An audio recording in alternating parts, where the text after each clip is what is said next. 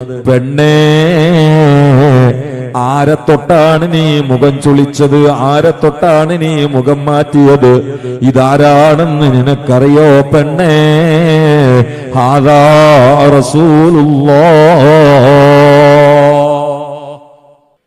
അപ്പോൾ അല്ലാഹുവിന്റെ റസൂൽ ഈ ചോര പൈതലിനോട് ചോദിക്കുകയാണ്, പൊന്നുമോനെ, ഞാൻ അല്ലാഹുവിന്റെ റസൂലാണെന്ന് നിനക്ക് എങ്ങനെയാണ് മനസ്സിലായത്? ഇതൊക്കെ അങ്ങനെയല്ലേ? അള്ളാന്റെ റസൂൽ ഒരിക്കൽ നടന്നു, അവിടെ നിന്ന് ഇങ്ങനെയാണ് വരാം. അള്ളാന്റെ റസൂൽ ഇങ്ങനെ നടക്കുമ്പോ ഒരു ജൂത പെണ്ണ് ബക്കത്ത് കുട്ടിനെ വെച്ചിട്ട് അവിടെ നിന്ന് വരുന്ന ചെറിയ പൈതലാണ്, മുലകൊടി പ്രായമുള്ള പൈതലാണ്. റസൂലുള്ളാഹിനോടുള്ള കടുത്ത വിരോധം കൊണ്ടും ശത്രുത കൊണ്ടും ഈ പെണ്ണ് മുത്തുനബിന്റെ അടുത്തെത്തിയപ്പോ മുഖം ചുളിച്ചിട്ട് മുഖം കണ്ട് മാറ്റി. വെറുപ്പോണ്ടല്ലോ അങ്ങനെ മാറ്റല്.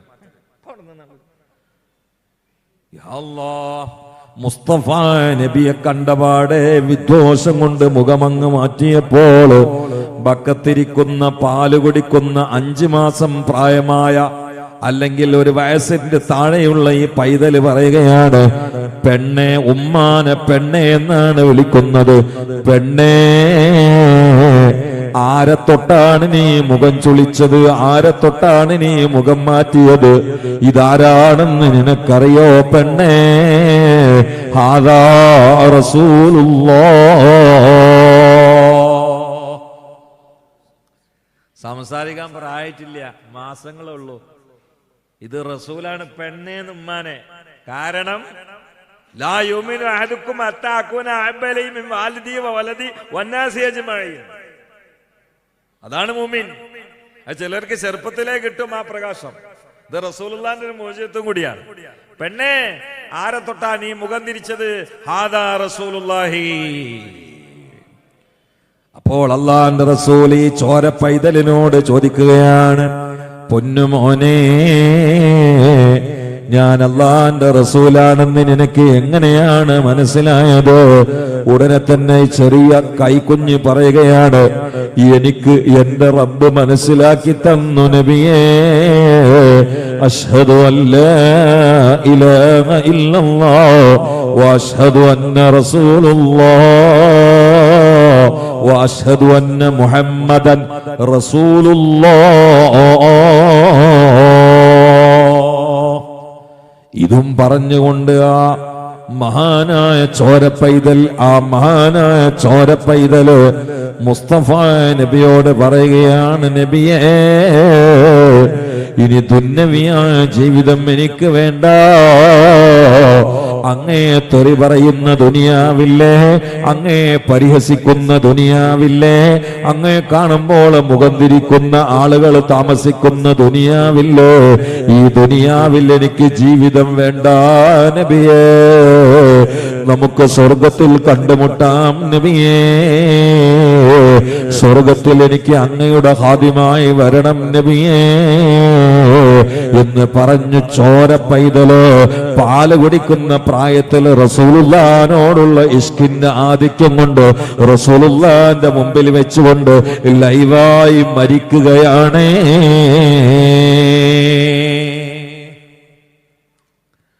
തന്റെ പക്കത്തിരിക്കണ പാല് കുടിക്കണ കുട്ടി മരിച്ചപ്പോ ഈ മാതാവിന്റെ ഹൃദയം അങ്ങോട്ട് മാറി.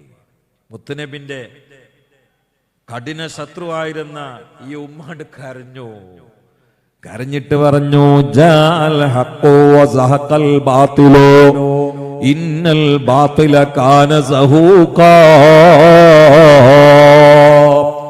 ഹക്ക് വന്നിരിക്കുന്നു, ബാത്തിൽ നാമാവശേഷമായിരിക്കുന്നു. ബാത്തിലാണെങ്കിലോ തകരപ്പെടേണ്ടത് തന്നെയാണ്. ഇനി നോക്കി നിന്നിട്ട് കാര്യമില്ല. അശ്ഹദു അല്ലാ ഇലാഹ ഇല്ലല്ലാഹ് വഅശ്ഹദു അന്ന മുഹമ്മദർ റസൂലുള്ളാഹ്. മരിച്ചു കിടക്കുന്ന കൺമണിയായ ചോര പൈതലിന്റെ മയ്യിത്ത് നോക്കിയിട്ട് ഉമ്മ പറയുകയാണ്, മുത്തുനബിയേ, ഈ പൈതൽ നാളെ സ്വർഗത്തിൽ അങ്ങയുടെ ഹാദിമായി വരുമ്പോ ആ പൈതലിന്റെ ഉമ്മ എന്ന നിലയിൽ എനിക്കും ആ കൊട്ടാരത്തിൽ ഒരു ഹാദിമത്തായി കഴിയാ. അങ്ങൊന്ന് ദുആ നടത്തണേ നബിയേ. ഈ ചിഞ്ഞു നാറുന്ന ദുനിയാവ് എനിക്കും വേണ്ട. എന്ന് പറഞ്ഞപ്പോഴേക്ക് പടച്ചവൻ ആ സഹോദരിയുടെ റൂഹിനെ പിടിച്ചെടുക്കുകയാണ്.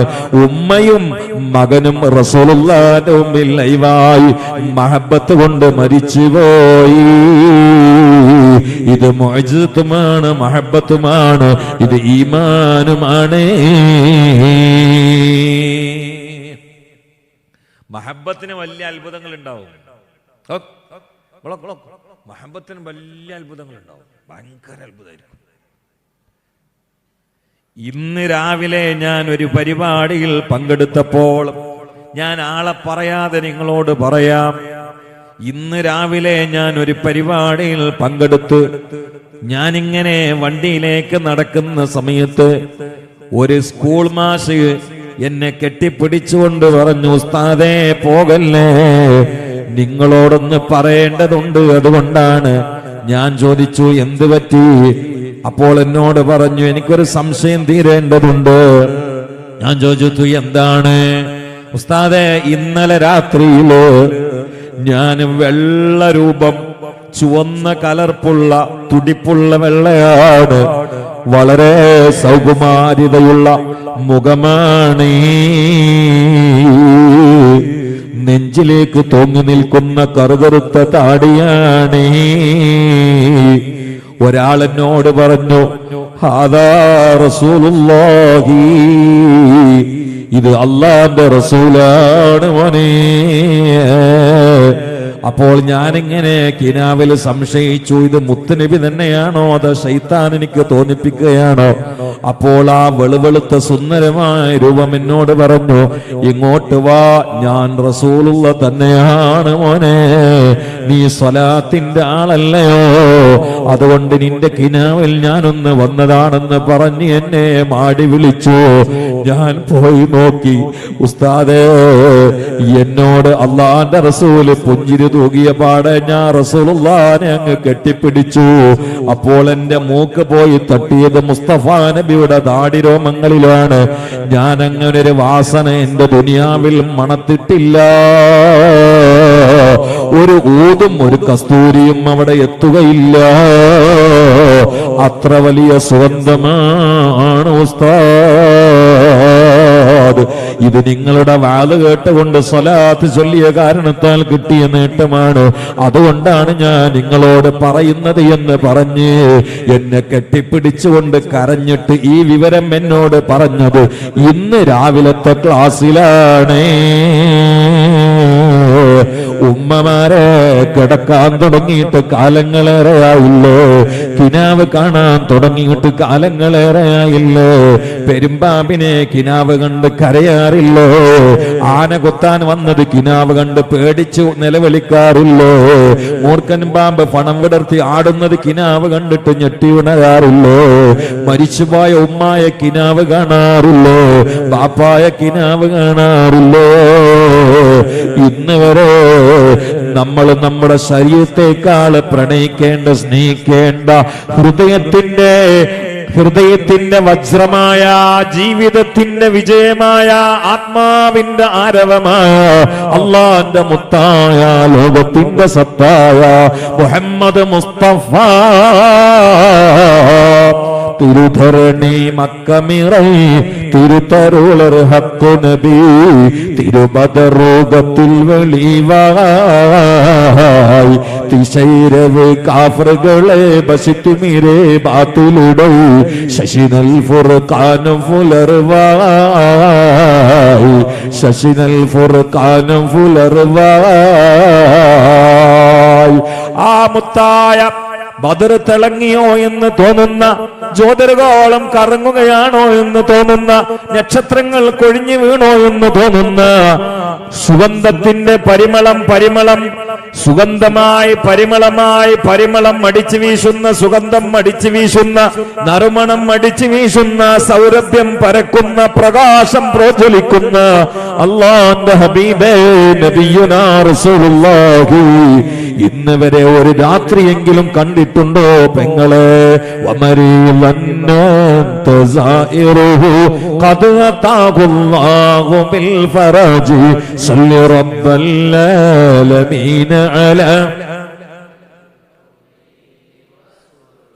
ഇവരെ പലപ്പോഴും കണ്ട ആളാണ്.